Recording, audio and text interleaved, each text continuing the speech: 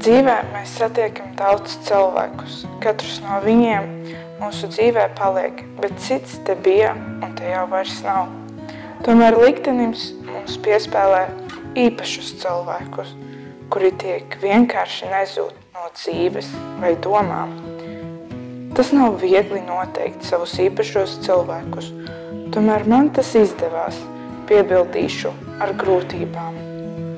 Mani īpašie cilvēki ir mani vecāki.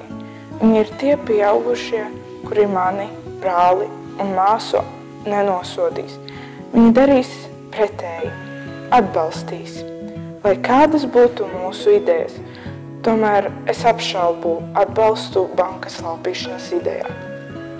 Vecāki arī neuzspiedīs savu viedokli un vēlmes. Viņi teica, lai es dzīvē daru to, ko es vēlos, lai tikai es esmu laimīga. To es arī darīšu. Mani vecāki ir īpaši ar to, ka viņi manu sarkazmu sapratīs labāk nekā brālis vai māsa. Jo ar vecākiem es varu būt es.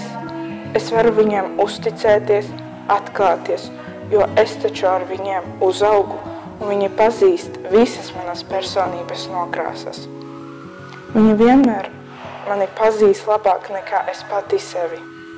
Jā, mani vecāki nav tādi varoņi, par kādiem mēs esam dzirdējuši. Tomēr tie ir mani vecāki, mani varoņi, mani īpašie cilvēki, kuriem vienmēr būs vieta manā sirdī.